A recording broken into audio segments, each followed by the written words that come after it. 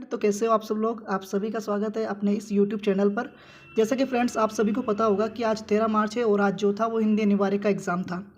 तो भाई जो है 12वीं का एग्ज़ाम था और काफ़ी सारे भाइयों के डाउट होता है कि यार एग्ज़ाम में अपन कौन सा आंसर लगाए ताकि वो सही हो जाए। और जो है बहुत से बच्चे जो है वो एग्ज़ाम में खाली स्थानों को छोड़कर भी आ जाते हैं और जो ऑब्जेक्टिव प्रश्न होते हैं वो एकदम सिंपल से होते हैं, लेकिन वो उन्हें कर नहीं पाते क्योंकि पूरे साल तो पढ़ाई करते नहीं है।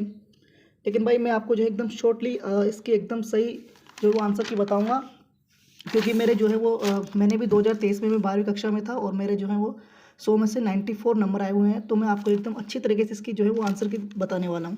तो फ्रेंड्स आप जुड़ जाएं। और पहला प्रश्न इतना अच्छा आया कि अपने साथियों के प्रति श्रद्धा व सम्मान का भाव हो, लेकिन में से किस शासन पद्धति को लेखक ने आवश्यक बताया। भाई ये प्रश्न जो है वो न तो पाठ से संबंधित था, एक व्यवस्था के माध्यम से प्रश्न आया था जिसमें जीवन जो है वो इसका आंसर होगा, लेकिन बहुत सारे भाई जो है वो इसमें लोकतंत्र बता रहे हैं जो कि बहुत ज़्यादा गलत हो जाएगा। व्यवहार भी इसका आंसर नहीं होगा, परिवार भी नहीं होगा। इसका आंसर जो सही आंसर होगा वो आपके जीवन होगा। देखिए भाई दूसरा प्रश्न आया था, निम्न में से किस पेड़ के फल इतने मजबूत होते हैं कि नए फूल के निकल आने पर भी अपना स्थान नहीं छोड़ते। तो भाई ये पाठ शीर्ष जो है वो अपने शीर्ष का जो पेड़ होता है उससे रिलेटेड जो पार्ट था अपने 12वीं कक्षा में हिंदी अनिवार्य में वहाँ से आया है। और आप सभी को पता होगा कि द्विवेदी जी का जो है एक अच्छा सा लेखन है जिसमें उन्होंने जो है उस श्रेष्ठ पेड़ या पौधों को जो है ऐसा बताया कि वो जो है वो बड़ी कपकपाती गर्मी में भी जो है वो खड़े रहते हैं, एकदम एक स्थायी रूप से खड़े रहते हैं और उनके जो वृक्ष होते हैं वो एकदम कठोर की स्थिति में रहते हैं। तो यहाँ पर जो आंसर होगा आपके शीर्ष के फूल जो है इसका आंसर होगा, शीर्ष के पेड़ जो आंसर होगा। देखिए भाई बाणभट्ट की आत्मकथा उपन्यास के लेखक है। तो अपने जो बाणभट्ट की उपन्यास हो जाए, जो बाणभट्ट की जो है वो आत्मकथा हो जाए, ये जो है इसका पूरा जो लेखन का कार्य किया है वो हजारी प्रसाद द्विवेदी जी ने किया है। मुख्य रूप से किसने किया है भाई? हजारी प्रसाद द्विवेदी जी। इसका आंसर यही होगा।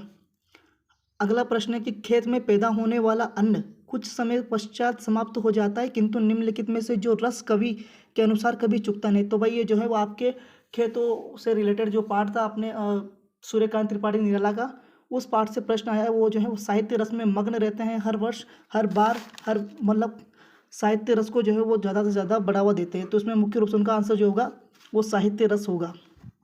तो आपका जो आंसर होगा भाई इसमें साहित्य रस होगा, ना कि इसमें भोज्य से ये कोई रस नहीं है।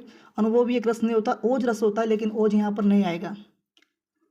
अगले प्रश्न की बात करेंगे, किस शायर की भाषा और प्रसंग सूरदास के वात्सल्य वर्णन की सादगी को याद दिलाते हैं। तो भाई फिराक जो गोरखपुरी हैं वो इस जो है सूरदास जी की आप सभी जानते होंगे कि सूरदास जी ने है ना कृष्ण के ऊपर अपनी महिमाओं का वर्णन किया है, कृष्ण की महिमाओं का जो है वो वर्णन किया है, उनके बारे में बहुत ज़्यादा बताया है। तो आप सभी जानते होंगे कि जो फिराक गोरखपुरी हैं ये भी कृष्ण के बारे में बहुत ज़्यादा बताते हैं और कृष्ण के बारे में बहुत सारी कविताएं इनकी जो है। तो उनके जो है अब आप जान सकते हैं कि दुष्यंत कुमार जी ने कृष्ण के बारे में कोई भी जो है उनका कुछ भी जो है उनका मुख्य रूप से ग्रंथ या कुछ भी अभी तक नहीं प्रकाशित हुआ। बात करें कुंवर नारायण तो ये भी नहीं होगा, शमशेर बहादुर भी नहीं होगा, लेकिन फिराक गोरखपुरी जी जो है वो इनसे रिलेटेड है। तो इसका जो है सही आंसर आपके फिराक गोरखपुरी होगा। कवि गोस्वामी तुलसीदास के हृदय में निम्नलिखित में से किस समय करुण रस के बीच वीर रस के उदय के रूप में अनुभूति प्रदर्शित होती है। तो राम का वनवास जाना। आप सभी जानते हैं कि जो है मुख्य रूप से गोस्वामी जी जो तुलसीदास जी हैं उन्होंने अपने राम के ऊपर जो है वो रामचरितमानस का निर्माण किया। आप जो भी जानते हैं उन्होंने कवितावली, गीतावली, दोहावली, ये बहुत सारी रचनाएं उनकी रही। तो उन्होंने आप सभी को पता होगा कि जो कवि गोस्वामी तुलसीदास जी उनके हृदय में जो है वो करुण रस के बीच वीर रस का वो उपार्जन करते हैं। और इसमें वो मुख्य रूप से किस प्रकार से इसे परिभाषित करते हैं, तो हनुमान जी का संजीवनी लेकर आ जाना। जैसे हनुमान जी संजीवनी को लेकर आते हैं वैसे ही ये जो है प्रभु के प्रति अपने भाव को रखते हैं। तो इसका सही आंसर होगा हनुमान जी का संजीवनी लेकर आ जाना। प्रश्न नंबर 7 की बात करेंगे, निम्नलिखित में से भाषा का सीमित, अविकसित तथा आम बोलचाल वाला रूप कहलाता है। आप सभी जानते हैं कि जैसे हम सीमित क्षेत्र में जो भाषा बोलते हैं, जैसे मैं हाड़ौती प्रदेश से हूँ तो मेरी सीमित क्षेत्र यानी कि 4 जिलों में जो है वो हाड़ौती बोली जाती है। तो ये एक 4 जिलों में ही बोली जाती है। मैं बात करूँ हाड़ौती को न तो भारत में मान्यता प्राप्त है, बस ये राजस्थान में जो है वो 4 जिलों में ही बोली जाती है, यानी कि सीमित क्षेत्र में बोली जाती है। तो इसका मतलब सही क्या हो गया, ये एक प्रकार की क्या है, ये भाषा तो है नहीं, ये लिखित भाषा भी नहीं है, खड़ी बोली भी नहीं है, तो क्या होगी अपने एक प्रकार की छोटी सी बोली होगी जो कि एक सीमित क्षेत्र में बोली जाती है। देखो अगला प्रश्न था ये आपके जो है विजिलेंस शब्द का अर्थ होता है, देखो भाई विजिलेंस शपथ नहीं होता, संयुक्त नहीं होता, सविभांग नहीं होता, इसका होता है सतर्कता। ठीक है भाई, तो इसमें द आएगा। अब अपने बात करते हैं आगे, यानी कि 90वें प्रश्न की। मुद्रित माध्यम में सबसे बड़ी शक्ति यह है कि छपे हुए शब्दों को निम्नलिखित गुण होता है। अब आप सभी जानते हैं कि जो छपे हुए शब्द होते हैं उनके गुण कैसे दिखाई देते हैं, स्थायित्व दिखाते हैं। कैसे दिखाते हैं? स्थायित्व दिखाते हैं भाई। रेडियो पत्रकारों को निम्नलिखित में से किसका पूरा ध्यान रखना होता है? देखो जो रेडियो पत्रकार, आप सभी जानते हैं कि जब आपने पढ़ा होगा अपने माध्यमों में ये प्रश्न बनता है, बहुत सिंपल सा प्रश्न बना है कि जो रेडियो होता है जब आपने उसे सुनते हैं तो उसे क्या करते हैं? श्रोताओं को क्या दिखाने के लिए होता है? क्या वो बोलने के लिए होता है? नहीं भाई, वो श्रोताओं को बस सुनने के लिए। श्रोता उससे रेडियो को किस लिए देखते हैं या किस लिए बोलते हैं? उसे सुनने के लिए देखते हैं। तो उसमें जो सुना, जैसे आप जानते हैं कि कोई मैच आता है तो अपन रेडियो पे सुनते हैं, तो यहाँ पर आएगा अपने श्रोताओं को सुनाना, मुख्य रूप से बी आएगा इसमें आंसर। बी आपका करेक्ट आंसर होगा भाई। निम्नलिखित में से जो आत्म कथात्मक उपन्यास गाथा निश्चय ही किशोर होते विद्यार्थियों के लिए हम कदम बन सकती हैं? देखो भाई, ये प्रश्न आपके जूझ कहानी से लिए गए हैं। एक सबसे अच्छी कहानी थी इस पूरे किताब के अंदर जो मुझे जूझ कहानी लगी, क्योंकि इसमें एक बालक इतनी मेहनत करता है, अपने गुरु के साथ मिलकर पढ़ाई करता है, उसके दादा दादी उसे पढ़ने नहीं देते, फिर भी वो पढ़ाई के प्रति पागल रहता है। तो उसमें जूझ कहानी इसका सही आंसर होगा। निम्नलिखित में से दबे स्वरों में किसने पूछा मेहमान गए? आप सभी जानते होंगे, जब आपने सिल्वर वेडिंग पार्ट पढ़ा होगा तो इसमें यशोधर बाबू ने जो है ये कथन कहा था। देखो बीबी बच्चों ने कहा नहीं होगा भाई, बहुत सारे बच्चों भाइयों ने जो है वो इसका आंसर यशोधर बाबू की पत्नी लगा दिया। जल्दीबाजी में क्या है, उन्होंने ये देख लिया कि भाई यशोधर बाबू लिखा रहा है, तो उन्होंने ये आंसर टिक कर दिया। भाई ऐसा नहीं था, उनकी पत्नी ने कहा, ये यशोधर बाबू ने कहा था। ये उसका सही आंसर होगा आपके सी नंबर का, यशोधर बाबू ने।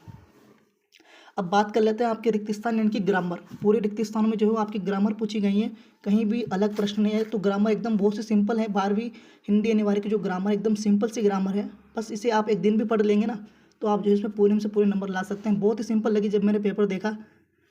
देखिए प्रश्न क्या था, पहला प्रश्न था मौखिक भाषा को लिखित रूप के लिए लेखन चिन्हों का प्रयोग किया जाता है, उसे क्या कहते हैं? अब आप सभी जानते हैं कि जब हम मौखिक भाषा को लिखित रूप में के लिए लेखन चिन्हों का, जिन चिन्हों का अपन प्रयोग करते हैं वो क्या होती है? एक प्रकार की लिपि होती है, जैसे देवनागरी लिपि है ना। तो ये क्या होगी? एक प्रकार की आपकी लिपि होगी। तो भाई यहाँ पर क्या आएगा? लिपि आएगा पहले का। बात करते हैं दूसरे का, दक्षता के लिए सही अंग्रेजी शब्द। भाई दक्षता यानी कि अपन क्या बोलते हैं दक्षता को? भाई इफिशेंसी, इफिशेंसी। अब आप सभी को पता होगा कि एफिशिएंसी की जो मीनिंग होगी आपके, ये ई फिर डबल एफ फिर आई, है ना। क्या होगा? ए डबल एफ आई फिर सी आई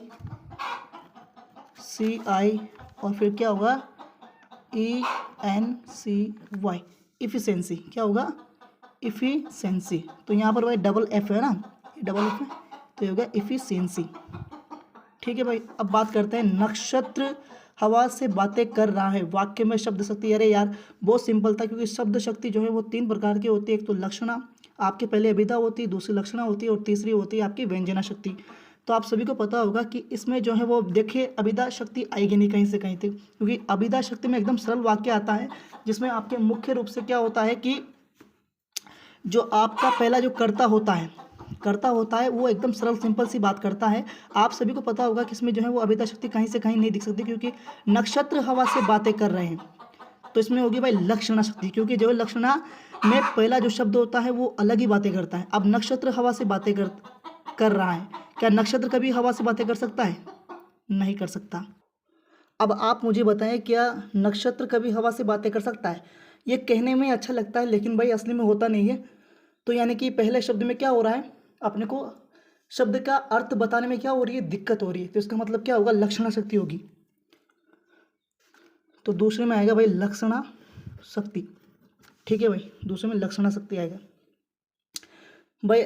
सॉरी तीसरा था ये। अब चौथा देखेंगे अपन कि जब शब्दार्थ की व्यंजना अर्थ पर निर्भर होती हैं, उसका पर्याय रख देने पर अभिष्ट की पूर्ति हो जाती है, वहाँ पर शब्द शक्ति। बहुत सिंपल था, लेकिन मुझे पता है कि बहुत सारे भाइयों ने ये गलत किया होगा। सबने देख लिया होगा व्यंजना भी आ गया, यानी कि यहाँ पर तो क्या होगा? लक्षणा होगी या फिर अभिधा होगी। तो बहुत सारे भाइयों ने क्या कर दिया होगा? यहाँ पर अभिधा और जो है लक्षणा कर दिया होगा। बहुत गलत था आंसर इसका। इसका सही आंसर होगा व्यंजना शक्ति भी कह सकते हो और अर्था अर्था शक्ति भी आप इसे कह सकते हो भाई। तो यहाँ पर क्या आएगा आपके अर्था शक्ति आप लिख दो यहाँ पर, अर्था शक्ति, अर्था व्यंजना शक्ति, सॉरी अर्था व्यंजना शक्ति। या फिर अगर आप यहाँ पर सीधा व्यंजना भी लिख कर आए होंगे तो कोई दिक्कत नहीं होगी, पूरे मार्क्स आपको मिलेंगे। तो यहाँ पर क्या होगा अर्था व्यंजना, ये व्यंजना है भाई, ये व्यंजना है, ठीक है, अर्था व्यंजना शक्ति। अब देखते हैं भाई, जहाँ वास्तविक विरोध न होते हुए भी विरोध का आभास हो, देखो जहाँ पर वास्तविक विरोध ना होते हुए भी विरोध का आभास हो वहाँ कौन सा अलंकार होगा? अरे विरोधाभास अलंकार होगा भाई, बहुत सिंपल था। क्या होगा भाई? विरोधाभास अलंकार होगा, यहाँ पर विरोधाभास अलंकार होगा भाई। क्या होगा? विरोधाभास अलंकार आपका ये होगा, ठीक है भाई। अब देखिए, भगवान भागे दुख जनता देश की फूले फूले। अरे यार, इस पंक्ति में नियत अलंकार देखिए भाई, भगवान, तो भगवान में भ आया, उसके आगे फिर भ आया, फिर उसके आगे अगर आप यहाँ नहीं देखेंगे थोड़ा आगे जाएंगे देश, फिर देश, फिर आगे चलेंगे थोड़ा फूल, देखो देश को मत देखो तो आगे और चलो थोड़ा, तो फूले, फिर फ। इसका मतलब क्या हो गया? यहाँ पर एक ही शब्द की जो है वो आवृत्ति बार बार हो रही, इसका मतलब क्या हो गया? अनुप्रास। क्या होगा भाई? अनुप्रास अलंकार। बहुत सिंपल था भाई। और यहाँ पर जो है वो अर्था व्यंजना शक्ति या व्यंजना होगा नंबर 4 में। आपको समझ में नहीं आया लिखने में तो देख सकते हो अच्छी तरह से। देखो भाई, ये आपका प्रश्न नंबर जो 3 है, मैंने क्या किया, इसे पहले सोल्व कर लिया, क्योंकि अब मैं आपको यहाँ एक एक प्रश्न अगर बोल के दिखाऊंगा तो काफ़ी सारा जो है अपना वीडियो बनेगा, टाइम हो जाएगा। तो मैं आपको एकदम शॉर्टली बता दूँ, जो आपका प्रश्न था कि निम्नलिखित अपठित गद्यांश को ध्यानपूर्वक पढ़कर दिए गए प्रश्नों का अपनी उत्तर पुस्तिका में से लिखना था अपन को। देखो, व्यक्ति को अपने जीवन में सफल होने के लिए क्या निश्चित करना चाहिए। देखो, पहला ही आंसर मैंने बोला है कि हमेशा आप जो अगर गद्यांश करोगे तो पहला आंसर पहली लाइन में मिलेगा। व्यक्ति ने अपने जीवन में नाना प्रकार के लक्ष्य निर्धारित करने की अपेक्षा किसी एक उत्तम लक्ष्य को ही निश्चित करना चाहे, तो पहले का आंसर जो है वो आपके ये हो जाएगा। अगर अपन थोड़ा बात करें नंबर 2 की, नयन शब्द का पर्यायवाची, एकदम बहुत सिंपल आया था यार। पर्यायवाची का मतलब क्या होगा? आँख होगा। और मैं आपको दिखा भी दूँ, देख लीजिए यहाँ पर आपका आँख जो है ये रहा, तो आँख पर्यायवाची आपका ये हो जाएगा, ठीक है। यानी कि दूसरे का आंसर अपना क्या हो जाएगा? आँख हो जाएगा। अब चलते हैं अपन नंबर 3 पे। भाई, पहले का जो आंसर था वो आपके देख लीजिए, ये जो पहला का आंसर जो है यहाँ से लगा कि पहली लाइन में यहाँ तक चाहिए, निश्चित करना चाहिए यहाँ तक। अगर लक्ष्य, मेन आंसर क्या होगा? अगर आप पूरी लाइन भी ना लिखे तो मेन लक्ष्य जो आपका आंसर होगा, लक्ष्य को ही निश्चित करना चाहिए, अपने लक्ष्य को निश्चित करना चाहिए। तो आप यहाँ पर जो है वो लक्ष्य को लिख सकते हैं कि जो है वो लक्ष्य को निश्चित करना चाहिए, ठीक है। अब थोड़ा और आगे चलेंगे। फल की प्राप्ति किसको सींचने से होती है? देखो भाई, ये नंबर 3 का आंसर आपको यहाँ मिलेगा, ये रहा। बहुत सिंपल था इसका आंसर, तो ये देख सकते हो भाई आप, यहाँ से यहाँ तक उसका आंसर मिलेगा कि पत्तों फूलों की अलग अलग सेवा करने वालों को फलों से वंचित ही रहना पड़ेगा, जबकि वह यदि मूल जड़ को ही सींचे तो उसे फल की प्राप्ति होती है। तो नंबर 3 का आंसर जो है वो यहाँ से लेकर यहाँ तक आपका रहेगा भाई। मेन आंसर क्या होगा इसका? देखो, मेन आंसर तो ये होगा, जड़ को ही सींचे। मेन आंसर तो जो है जब भी उसके फल की प्राप्ति होगी तो मेन आंसर तो ये होगा, लेकिन आप जो है यहाँ से लिख सकते हैं, कोई दिक्कत नहीं होगी, पूरा नंबर मिलेगा। अब बात कर लेते हैं आपके नंबर 4 के। देखो, इस गद्यांश में छांटकर उपेक्षा शब्द का विपरीतार्थ लिखिए। अरे यार, उपेक्षा का क्या होता है? अपेक्षा। इसका विलोम क्या होगा? अपेक्षा। तो मैंने यहाँ लिख दिया, आपको कोई दिक्कत नहीं, वहीं मिलेगा आपको। तो आप जो है वो यहाँ पर अपेक्षा लिख सकते हैं, कोई दिक्कत नहीं आएगा। नंबर 5, चिड़िया की आँख में निहित प्रत्यात्मक अर्थ को लिखिए। देखिए भाई, आपको पता होगा जब आपने महाभारत देखी होगी कि चिड़िया की आँख में जब अर्जुन तीर देखता है तो उसे चिड़िया की आँख दिखाई देती है। यानी कि इसका मेन मतलब क्या होता है, आपके उसमें भी लिखा रहा है, मैं आपको यहाँ लिख दिया मैंने शॉर्ट में, कि ध्यान को एकाग्र करना। इसका मतलब क्या होता है? अपने ध्यान को एकाग्र करना होगा।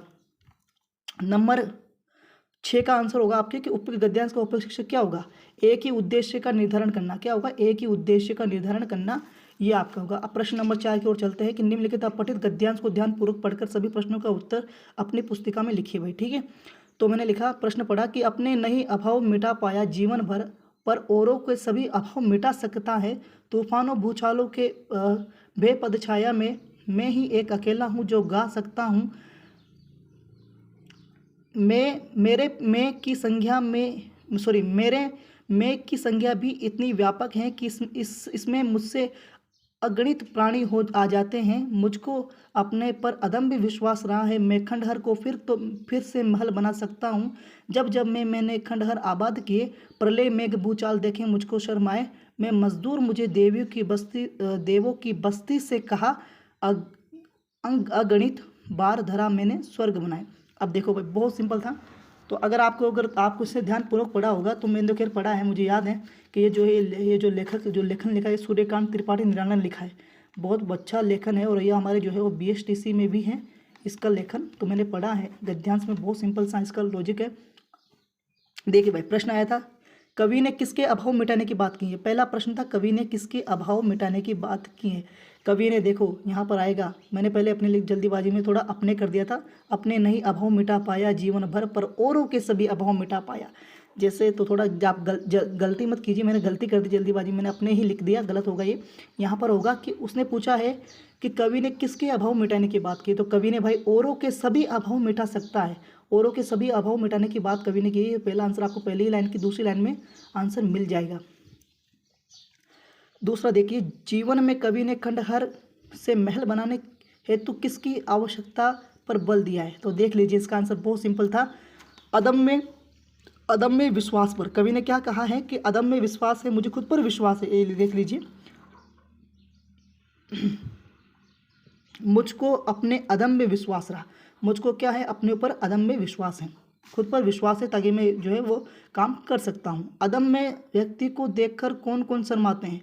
तो आप सभी को पता होगा कि अदम्य व्यक्ति को तूफानों से भूचालों के भय पद छाया में मैं अकेला हूँ जो गा सकता हूँ। अर्थ का मतलब ये हो गया कि मैं जो है वो प्रलय मेघ भूचाल आदि से देखकर मैं शर्माता हूँ नहीं।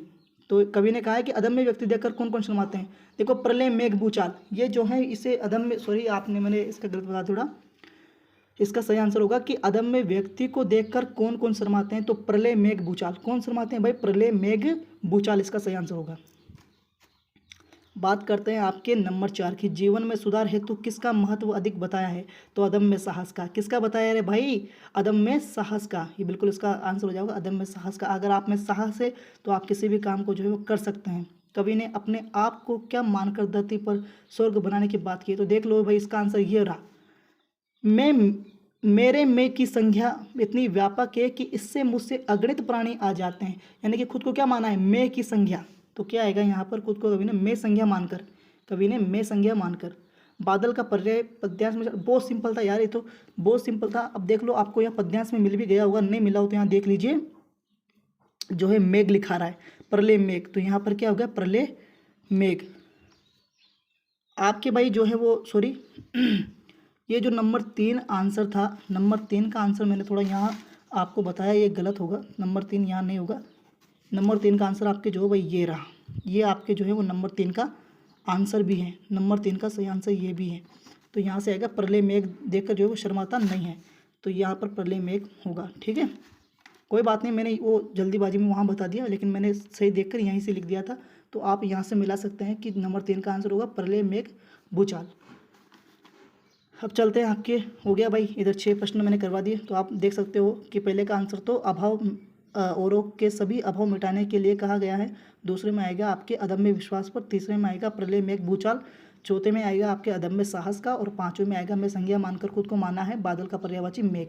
ठीक है भाई, तो नंबर चलते हैं अपने 5वें नंबर पर। खंड ब में देखो भाई, प्रश्न है कि पत्रकार कितने प्रकार के होते हैं और प्रकार लिखते हैं उनकी परिभाषा दीजिए। देखो भाई, प्रकार आपके 3 प्रकार के होते हैं। आपने 12वीं में पढ़ा होगा, खैर मैंने तो अगले साल पढ़ा था, मुझे याद है। एक तो होता है पूर्वकालिक, दूसरा होता है अंशकालिक और तीसरा होता है फ्रीलांसर। देखो ये स्थायी रहता है पूर्वकालिक, क्या होता है, और ये कभी कभी काम आता है, लेकिन ये क्या होता है, स्वतंत्र होता है, फ्रीलांसर। तो इसमें नंबर 5 का आंसर ये हो जाएगा। अब देखिए, लेखक ने महामारी रातें में विभीषिका को ललकार कर चुनौती देने वाली शक्ति को ढोलक के माध्यम से किस प्रकार का वर्णित किया है। देखो, किताब में उत्तर मिलेगा भाई इसका तो, लेकिन जो है उसने उसे चुनौती दी है। ये पार्ट आपके जो है लुट्ठन सिंह का है, ढोलक कि जो पार्ट है अपने, तो उसमें लुट्ठन सिंह संबंधित पार्ट है, ये बहुत अच्छा पार्ट है। इसमें एक बीमारी आती है हैजा महामारी, उसकी वजह से सब मर जाते हैं, उसके दोनों पुत्र भी मर जाते हैं और अंतिम में आखिरी में जो है वो हार नहीं मानता और अंत तक पूरी रात्रि को ढोल बजाते हुए सुबह अपना दम तोड़ देता है। तो बहुत अच्छा पार्ट था ये, और इसका आंसर जो है आप अपनी किताब के माध्यम से लिख सकते हैं। और सब बादल राग सब किताब संबंधित आ गए आपके, तो आप वहाँ से लिख सकते हैं भाई। ये सब प्रश्न आपकी किताब से संबंधित हैं भाई, आपको किताब में मिलेंगे। मैं आपका ज़्यादा समय बर्बाद नहीं करूँगा क्योंकि ये किताब से संबंधित प्रश्न है और आपने लिखे होंगे। थोड़ा बात करते हैं आगे। तो 13, फिर ये 14, और ये आलोक धनवा का कवि परिचय आप लिख दिए होंगे। ये पतंग, इनकी कविता कौन सी है भाई? पतंग। आपने पढ़ा होगा ना पतंग जो, तो बहुत सिंपल था, तो आपने सबने आलोक धनवा का लिखा होगा। और फणीश्वर नाथ का भी बहुत सिंपल सा पार्ट था, तो ये भी आपने लिख दिया होगा। दोनों में से एक लिखना था, कोई भी नहीं है, कोई बात नहीं है। चलो अब चलते हैं खंड द पे।